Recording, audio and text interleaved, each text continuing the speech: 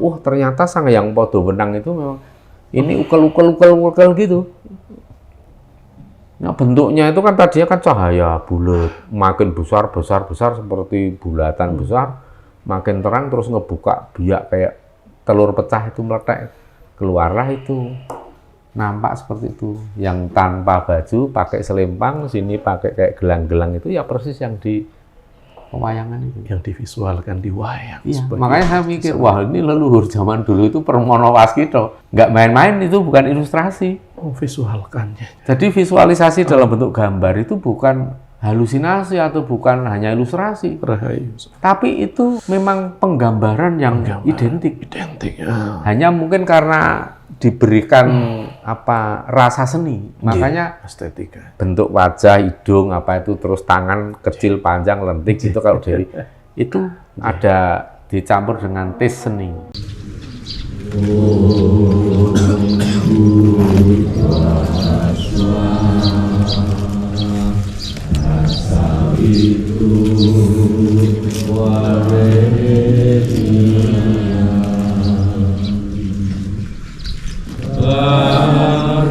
Dewa Sakti Mahi Diyoyona Rajo Jaya.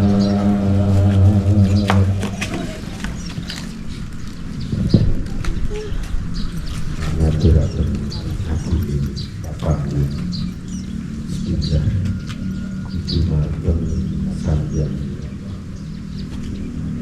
Dewa Betara Wisnu yang menjaga sisi selatan. Jadi jangan khawatir, madhep mantep untuk mundi dawuh para Jagadewa Bathara, para leluhur, pasti nanti semuanya akan berjalan lancar. Nah, ini namanya kita ini kalau doa, itu kan sikap kita itu harus memantaskan diri dulu, Mas. Ibaratnya kita ini tidak dicap sebagai orang yang serakah, yang kemaruk, yang nggak tahu diri. Orang bermanja-manja kok minta duit banyak itu kan nggak pantas, Mas. Nah, kalau orang yang gigih bekerja, tulus, nggak mengharapkan upah, justru itu akan diberi yang berlebih. Ini yang kita lakukan seperti itu. Ini juga sekaligus sebagai contoh untuk anak-anak semua, untuk para peserta yang ikut, bahwa jangan pernah kita itu takut miskin hanya karena mengeluarkan uang untuk mundi dawuh, untuk melaksanakan perintah leluhur. Dan sudah berkali-kali leluhur itu ngendiko, mereka menyampaikan bahwa seberapapun uang yang dikeluarkan untuk Nawasanga ini nanti akan diganti oleh para Jagadewa Bathara. Kami ini sebenarnya tidak membiasakan berdoa melalui kumat kamit mulut yang dengan kalimat yang banyak, Mas. Jadi kalau orang Jawa itu kan ada turu sakjroning lumaku. Jadi kita tidur dalam kondisi berjalan. Artinya gini, kita ini topong rame ing gawe, sepi ing pamrih. Jadi biarkanlah kita itu dalam contoh konkret nih ya. Dalam Nawasanga ini kan sebelumnya saya pahitkan, rembuknya harus dipahitkan dulu, Mas. Jadi sekaligus ini untuk menggembleng mental anak-anak. Kalau saya dari awal sudah bilang, oh nanti nggak usah mikir akomodasi, konsumsi dan lain, nanti bakalnya semua kecukupan, nggak akan, jangan khawatir itu. Itu pasti nanti mental yang muncul adalah mental yang enak-enak, manja. Nah, mental manja ini sebenarnya nggak disukai oleh secara spiritual dan tentu saja tidak disukai oleh para entitas luhur, para leluhur kadewatan. Padahal dia bukan tukang parkir, tapi dia itu membantu kita untuk keluar dari halaman menuju ke jalan raya. Dan posisinya tidak di sebelah kanan mobil, tidak mengharapkan dikasih uang, artinya kan. Tapi dari sebelah kiri. Itu kan kelihatan ini orangnya tulus. Justru orang seperti itu biasa saya kasih 10.000, 20.000 untuk memberikan tondo tresno, apresiasi gitu. Tapi kalau orang yang saat kita kesulitan parkir, nggak ada yang bantu. Begitu kita mau keluar, enak aja orang nyelonong parkirin, itu kan kadang kesel juga.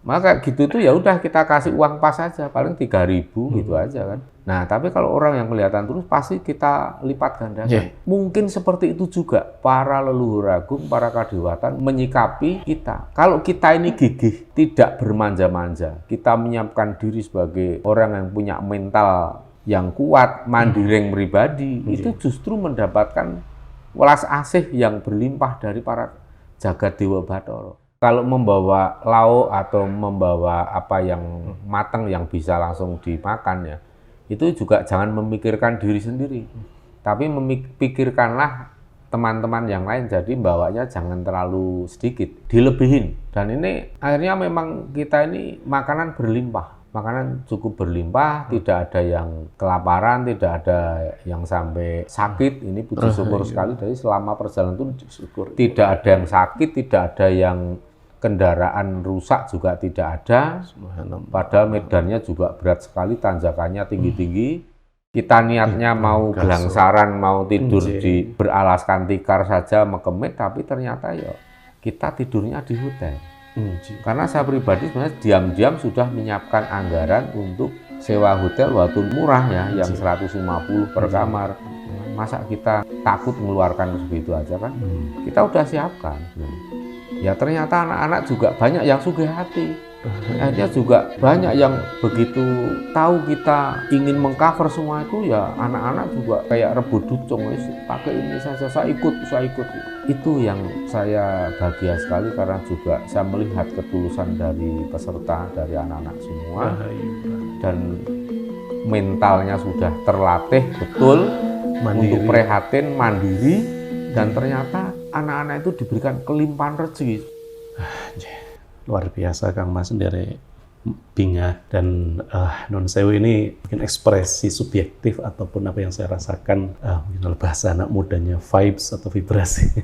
Seakan-akan seperti kayak melihat film diputar gitu. Karena itu juga saya mengingat 2 kali dalam 1 tahun ini, kemarin bulan Maret dan Juni, betapa indahnya. Bahkan saya mohon maaf Kang Mas, walaupun ini narsis ya, cukup banyak membuat konten.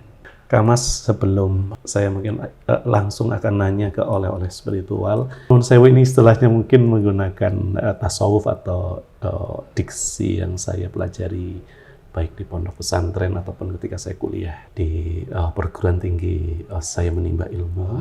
Ingin konfirmasi begini Mas, saya pernah ngaji atas pemahaman saya yang tentunya terbatas dan tentunya pada Tuhan Yang Maha Esa, pada Allah SWT, Gusti Rasulullah SAW, Gusti Ingkang Maha Welas Asih. Saya mohon taubat dan ampun jika nanti dalam menyampaikan ada kekeliruan, mohon arahannya. Dan kepada guru-guru tercinta saya mohon bimbingannya. Ini Kang Mas, ini nanti terkait dengan ketika yang Bunda diderekakan Kang Mas, Mangko Jeru dan Ibu Resmi itu saya juga merasakan sesuatu suatu rasa gitu, rasa terkait dengan Pakem Wayang Purwo, ada nama yang agung. Saya diajarkan begini Kang Mas, bahwa ini mungkin teorinya begitu atau penjelasannya ada syariat, tarekat, hakikat, ma'rifat.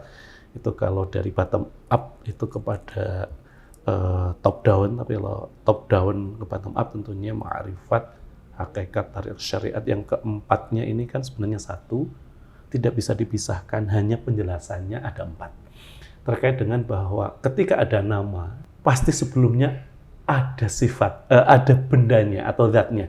Jadi kalau dari top down ke bottom up, dari atas ke bawah, zat itu menunjukkan nama. Zat itu menunjukkan sifat. Atau nanti yang arahan, sifat menunjukkan nama, nama menunjukkan perbuatan. Kalau dari bawah ke atas berarti ada perbuatan menunjukkan sifat menunjukkan nama, nama menunjukkan benda atau zatnya. Berarti zat, kemudian ada nama, ada sifat, ada perbuatan atau perilaku. Nah, tadi Kang Mas menyebut ada beberapa beliau yang pepundhen leluhur. Sebatas mengingat Kang Mas, ada Gusti yang dari Mataram, itu Gusti Panembahan Senopati, walaupun sebentar. Ada Gusti tadi Sinuwun Hamengkubuwono kaping 6, Sinuwun Pakubuwono kaping berapa tadi, ada yang dari Kutai Kartonegoro, Sang Prabu Sulaiman dan lain-lainnya. Tapi tadi saya sedikit tengroso ingin menanyakan satu asmo yang agung dulu Kang Mas. Sebelum tentunya nama ini saya juga harus langsung kawruh siapa beliau. Ya, yang begitu jadi pepundhen yang sangat luhur ya. Ada satu nama, tadi kamu menyebut Sang Hyang Bathara Samudra. Itu saya tanya dulu. Jadi pertanyaan ini ada nama. berarti substansinya kan ada. Sehingga saya nanti akan masuk ke pakem wayang Purwa, di mana saya juga sampun sebisa saya mempelajari ada Gusti Sang Hyang Podowenang, yang memang beliau di dalam pakem wayang Purwa nanti yang diluruskan tataran kadewatan yang sangat tinggi, yang terkenal sebagai ayahnya atau romonipun Gusti Sang Hyang Betara Antogo atau Antigo, nggih Ki Lurah Togog, Sang Hyang Betara Kartika Ismaya atau Ismaya Badranaya Ki Lurah Semar, dan Gusti Sang Hyang Betara Manikmaya utawi Gusti Sang Hyang Betara Guru. Konfirmasi pertama, hubungan apakah Gusti Sang Hyang Bathara Samudra dengan, kalau tidak salah satu putra Sang Hyang Betara Kartika Ismaya, ya Ki Lurah Semar, itu ada asma Sang Hyang Bathara Baruna, yang beliau, setahu saya, beliaulah yang didhawuhi untuk memelihara samudra di seluruh Mercapada atau Arcapada. Nah, kemudian untuk memahami dari nama ini substansinya, zatnya, atau sisi lain mungkin bendanya, substansinya, bendanya, zatnya, dan sifatnya beliau itu seperti apa? Ya tentunya welas asih, tapi konteks tadi Kang Mas ketika ibaratnya napa nggih kula diksinya kalau salah diarahkan menyapa atau ndendonga nyenyuwun agar ketika perjalanan menyeberang dari pelabuhan Ketapang ke Gilimanuk itu diberikan kelancaran dan kasunyatan selancar-lancarnya, dan tentunya bagaimana sisi dari sifat itu ke istilahnya apa, perilaku kalau kita atau perbuatan, dan nanti untuk pakem-pakem yang halusnya nyuwun diarahkan. Itu dulu Kang Mas, konfirmasi satu nama beliau dulu sebelum nanti ke spiritual yang lain. Jadi itu untuk tadi pertanyaan yang di ekor tadi, di kalimat-kalimat terakhir itu kan tentang bagaimana kita berdoa supaya mendapatkan kelancaran dalam perjalanan, selama perjalanan Nawasanga sampai kembali ke rumah. Kami ini sebenarnya tidak membiasakan berdoa melalui kumat kamit mulut yang dengan kalimat yang banyak, Mas. Jadi kalau orang Jawa itu kan ada turu sakjroning lumaku. Jadi kita tidur dalam kondisi berjalan. Artinya gini, kita ini topong rame ing gawe sepi ing pamrih. Jadi biarkanlah kita itu dalam contoh konkret nih ya. Dalam Nawasanga ini kan sebelumnya saya pahitkan, rembuknya harus dipahitkan dulu, Mas. Jadi sekaligus ini untuk menggembleng mental anak-anak. Kalau saya dari awal sudah bilang, oh nanti nggak usah mikir akomodasi, konsumsi dan lain, nanti bakalnya semua kecukupan, nggak akan, jangan khawatir itu. Itu pasti nanti mental yang muncul adalah mental yang enak-enak, manja.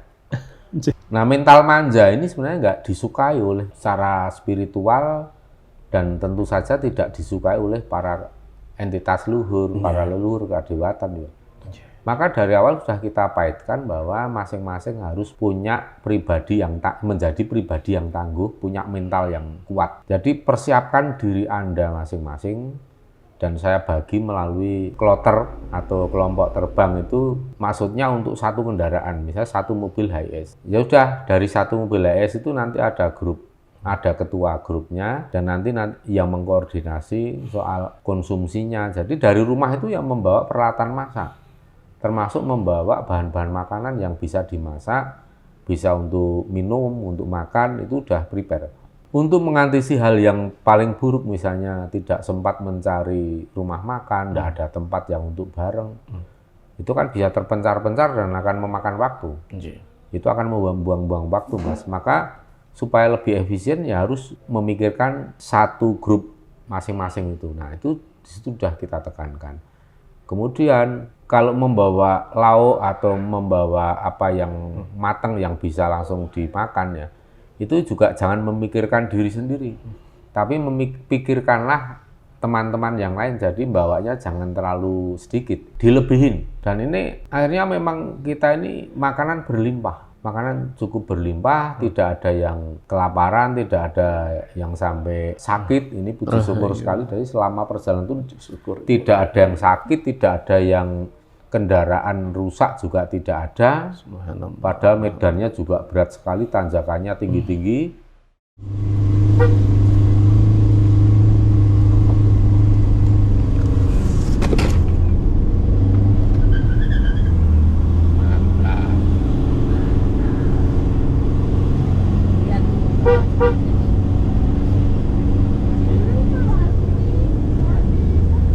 Diam aja nanti nggak jatuh.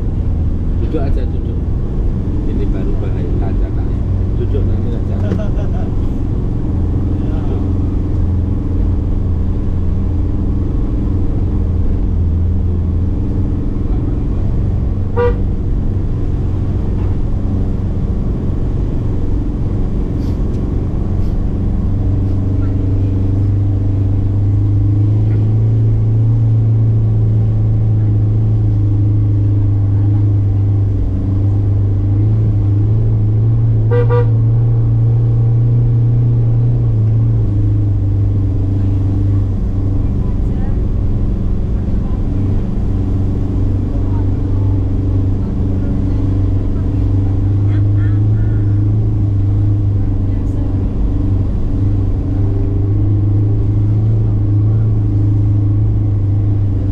Arif.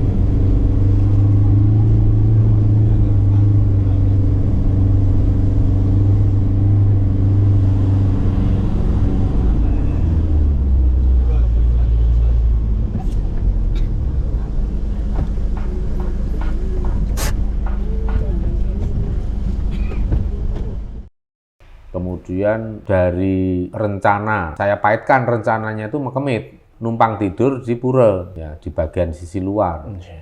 Jadi di jagat luar itu kan boleh untuk Mekemit, kalau jagat madya sama jagat utama kan tidak boleh, karena itu tempat sakral. Itu sudah kita siapkan, saya bawa banyak-banyak bahan makanan, bahkan lauk-lauk yang sudah siap saji seperti sambal kering, kemudian abon dan semua saya bawa, Mas. Sambal juga, bahan untuk sambal nanti tinggal dibuka, diulek. Bawa wajan, minyak goreng, beras, termasuk dari Mas Mahfud itu yang nitip beras untuk makanan. Ngapunten namung saged Nah, niku tok, Mas. jadi itu kita manfaatkan nanti saat bangun tidur. Terus kemudian pagi-pagi kita siapkan masakan itu. Dan masakan itu nanti kita kerjakan bareng-bareng dan nanti dibagi tiap kelompok supaya bisa lebih cepat. Magic jar kita juga bawa. Detail sangat. Yes. Tapi karena ya memang sudah itu tadi lah. Saya makin yakin bahwa kalau kita ini tidak manja, kita akan justru mendapatkan kemudahan. Ibaratnya begini, Mas, kalau di jalan ada orang yang kelihatan males, orangnya malesan, orangnya sering mager, ya, nggak mau nolong, nggak mau kerja, kita mau ngasih duit kan males juga kan, Mas.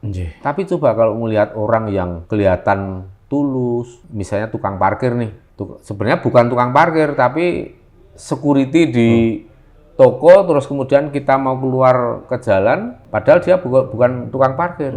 Tapi dia itu membantu kita untuk keluar dari halaman menuju ke jalan raya. Dan posisinya tidak di sebelah kanan mobil, tidak mengharapkan dikasih uang, artinya kan. Tapi dari sebelah kiri.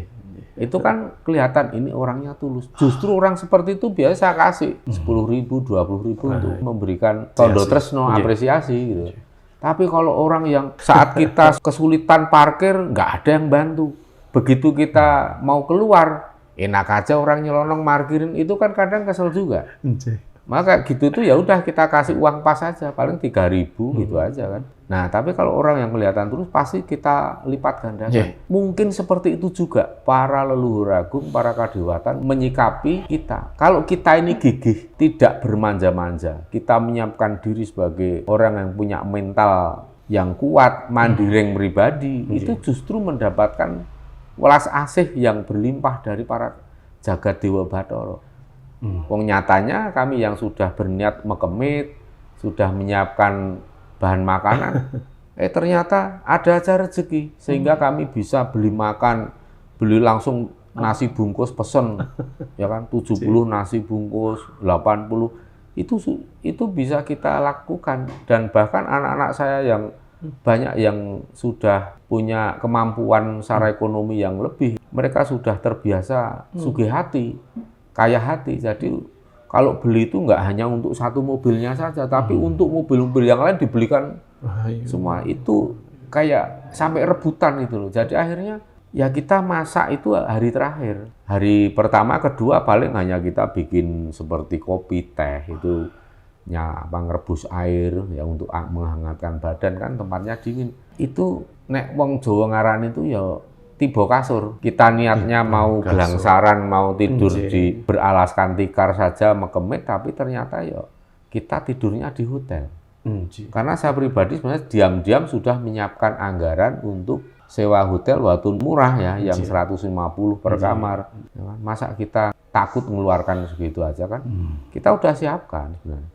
Ya ternyata anak-anak juga banyak yang sugih hati. Akhirnya juga banyak yang begitu tahu kita ingin mengcover semua itu ya anak-anak juga kayak rebut ducung, pakai ini saja, saya ikut. Itu yang saya bahagia sekali karena juga saya melihat ketulusan dari peserta, dari anak-anak semua. Dan mentalnya sudah terlatih betul untuk prihatin, mandiri. Dan ternyata anak-anak itu diberikan kelimpahan rezeki saat akan berangkat ke Nawasangka sehingga di sana bisa yang terjadi kayak subsidi silang. Bagi yang belum mampu, sudah nggak usah khawatir, ada suplai. Memang seperti naik bis itu juga, ayo bayar sendiri-sendiri. Ya walaupun tidak sedikit yang saya tanggung anak-anak untuk naik bis perjalanan ke Bali, kemudian untuk transportasi di Bali, untuk hotel. Ya kita nanggung juga tidak sedikit. Tapi kan tidak perlu kita keluar-keluar di depan. Nanti saja kalau udah ini, jadi jangan khawatir, madep mantep untuk mundi dawuh para jagat Dewa Bathara, para leluhur, pasti nanti semuanya akan berjalan lancar. Nah, ini namanya kita ini kalau doa, itu kan sikap kita itu harus memantaskan diri dulu, Mas. Ibaratnya kita ini tidak dicap sebagai orang yang serakah, yang kemaruk, yang nggak tahu diri. Orang bermanja-manja kok minta duit banyak itu kan nggak pantas, Mas. Nah kalau orang yang gigih bekerja, tulus, nggak mengharapkan upah, justru itu akan diberi yang berlebih. Ini yang kita lakukan seperti itu. Ini juga sekaligus sebagai contoh untuk anak-anak semua, untuk para peserta yang ikut, bahwa jangan pernah kita itu takut miskin hanya karena mengeluarkan uang untuk mundi dawuh, untuk melaksanakan perintah leluhur. Dan sudah berkali-kali leluhur itu ngendiko, mereka menyampaikan bahwa seberapapun uang yang dikeluarkan untuk Nawasangka ini nanti akan diganti oleh para jagat Dewa Bathara. Dan nanti akan ada testimoni dari anak-anak itu karena memang begitu pulang dari Nawasangka luar biasa sekali kanugrahan yang diterima, yang dialami, dan saya sendiri sampai kagum sekali melihat betapa luar biasanya anugerah yang diberikan oleh jagat Dewa Bathara, dan saya terima kasih sekali karena memang inilah yang menjadi harapan kami sebagai orang tua melihat anak-anak itu kan makmur lahir batin, menjadi mandiri yang pribadi, tidak banyak nyadong tetapi banyak memberi. Itu yang menjadi harapan kami. Dari situlah termasuk yang sambutan dari para kadewatan itu memang luar biasa, melebihi dari ekspektasi kami, melebihi dari harapan, termasuk tadi seperti apa yang diperankan oleh beliau Sang Hyang Bathara Samudra. Yang di sini sebagai, kalau saya lihat ini beliau itu mengemban posisi sebagai Sang Hyang Baruno. Jadi baratnya kalau saya melihat itu, karena saya gini ya, saya belum bisa memetakan secara detail dan konkret karena saya pribadi belum pernah ketemu Sang Hyang Baruno, Mas. Makanya untuk saat ini saya baru mengande-ande apakah kemungkinan Sang Hyang Baruno itu adalah seperti lembaga atau dewan. Artinya di situ nanti akan banyak batara atau dewa yang menjaga laut sesuai dengan teritorialnya masing-masing. Ya, misalnya Bathara Sang Hyang Baruno yang ada di sekitar Pulau Dewata, ya ada Sang Hyang Bathara Samudra. Kemudian yang di Nusa Penida ada Putri Gua Giri, yang di Laut Selatan Jawa dan bahkan lebih luas lagi bisa seluruh Nusantara. Ada Kanjeng Ratu Kidul, khusus di kelautan. Nah, itu mungkin itu masuk dalam kategori inilah. Beliau-beliau itu merupakan cahaya cerminan atau perwujudan dari Sang Hyang Baruno. Rahayu. Ya ini maaf mungkin kalau ini mungkin ada mungkin yang belum tepat, tapi sejauh ini yang bisa saya pahami itu, Mas. Nah, terus kemudian ada entitas kadewatan yang memerankan sebagai menumbuhkan segala sesuatu atau merecycle. Misalnya Sang Hyang Siwa. Sang Siwa atau Dewa Siwa itu kan kalau orang mengatakan itu adalah dewa penghancur. Sebenarnya lebih tepatnya bukan penghancur, tapi merecycle. Karena kan kalau menghancurkan itu ya sudah selesai. Sesuatu dihancurkan, sudah selesai, nggak tumbuh lagi. Itu tepatnya istilahnya dengan menghancurkan. Tetapi kalau menghancurkan untuk ditumbuhkan lagi, diperbarui itu kan merecycle. Mendaur ulang. Mendaur ulang. Ini yang diperankan oleh Dewa Siwa. Jadi lebih tepatnya merecycle, bukan menghancurkan. Jadi sesuatu itu dilebur dulu, baru kemudian akan ada proses regenerasi. Nah, dalam hal proses regenerasi, itu nanti setelah mulai tumbuh, berkembang, itu menjadi tugas pemelihara. Ibaratnya petani itu kan mengolah tanah. Yang mengolah tanah itu Sang Siwa. Nah, kemudian Sang Hyang Wisnu itu akan menaburkan benih bibit dan memelihara sampai kemudian menjadi berbunga berbuah. Itu tugas pemeliharaan di situ. Dan semua itu butuh energi, butuh panas. Tanpa ada panas nggak bisa tumbuh, bahkan nggak bisa lebur. Ya disitulah peran dari Sang Hyang Brahma atau Brahma atau Bathara Agni. Nah, disitulah kami memahami dan ternyata tidak hanya dongeng, karena terus terang saya pribadi sudah pernah melihat, menyaksikan adanya Dewa Siwa, Dewa Wisnu, Mahadewa atau Ida Bendara Mahadewa, Sang Hyang Samudra, Putri Gua Giri, dan bahkan yang terakhir kemarin, selain di situ ada Dewi, yaitu dewa yang feminin. Di Pura Ulundanu Batur itu pura para dewi, jadi itu akan banyak ketemu para dewi. Di situ ada Dewi Saraswati, bisa juga ketemu di situ, kan tempatnya Sang Hyang Wisnu.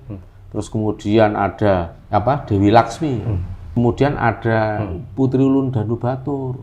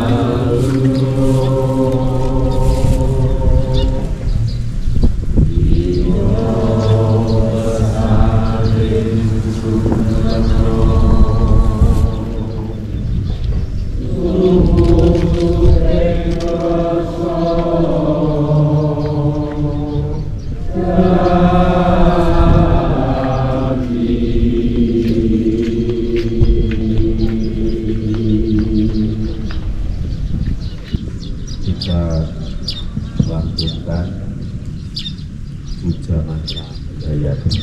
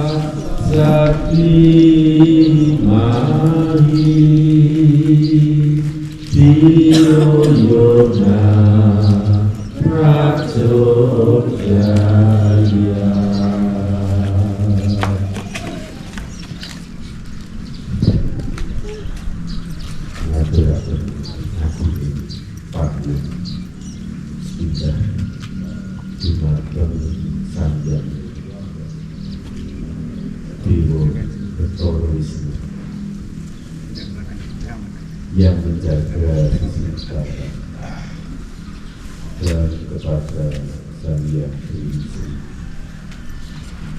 di seluruh bangsa di seluruh Nusantara menghaturkan sembah kita sebagai rasa hormat, sebagai rasa curahan kasih kami kepada Om Guru, Om Dua, Om Semua,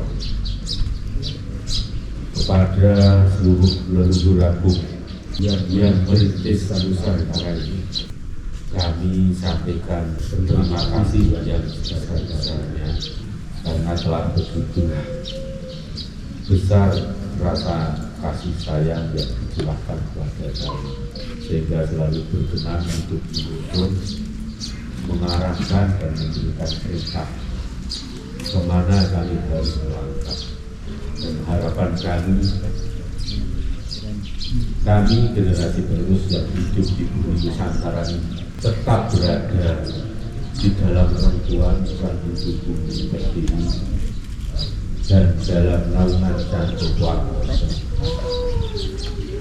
sehingga setiap waktu tansah nyambung nyampar sekar sepokok mulya, tansah pinaringan wilujeng rahayu kanthi nemu bondo lan rejo kang teka saking kersane Gusti Hyang Gajahnoto kasengkaaken dening sagung para leluhur agung dan seluruh leluhur yang menurunkan kita.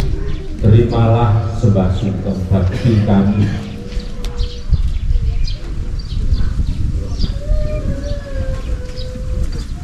rahayu rahayu matur sembah nuwun.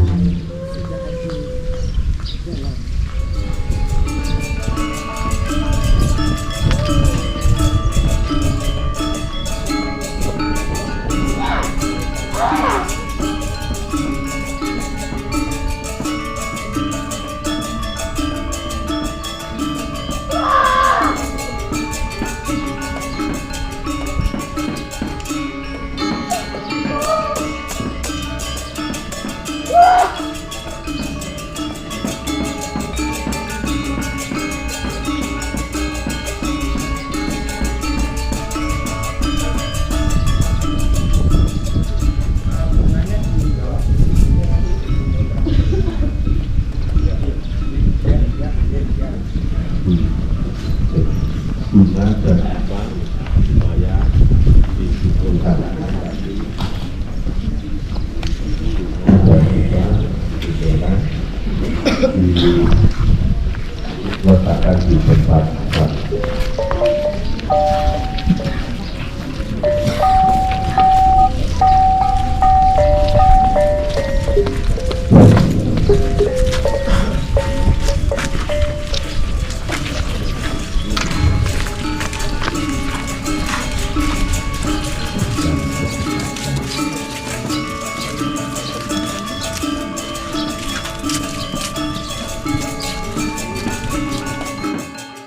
Jadi wah luar biasa. Nah, memang sesuatu yang betul-betul mengejutkan itu ya peristiwa di Puncak Mangu itu ketika kami itu menyaksikan ternyata di atas 9 dewa Nawasangka tadi ada yang lebih senior lah, katakanlah begitu aja.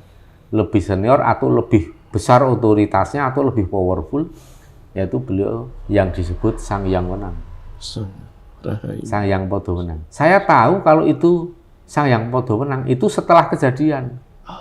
Bukan kok saat itu langsung beliau berbicara mengenalkan diri saya Sang Hyang Wenang itu enggak. Tapi setelah itu, ya yang ngasih tahu Pangeran Timur, yang Gusti Mangkunegoro IV, Mahapatih Gajah Mada yang pada saat waktu itu sungkem kepada Sang Hyang Podowenang. Dan itu ada kan di pewayangan Jawa. Sebagai orang tuanya para dewa, ya kan, Bathara Guru, Semar, Togong, itu kan dewa semua itu. Ya kalau di pewayangan itu mereka punya orang tua namanya Sang Hyang Podowenang atau Sang Hyang Wenang. Dan itu ternyata ada. Rahayu Sakung Dumadi. Dan masih ada bentuknya. Jadi bukan abstrak, Mas. Bukan kok cuma cahaya toh atau apa itu enggak. Ada bentuknya. Dan Sang Hyang Podowenang itu kalau istri saya lebih jelas karena istri saya itu kan yang melihat secara sukma. Kan meraga sukmanya diambil untuk disowanke Sang Hyang Wenang gitu kan. Oleh yang Gusti Mangkunegoro IV dan Patih Gajah Mada. Terus raganya digunakan oleh Dewi Nawangsari yang juga terah kadewatan kan.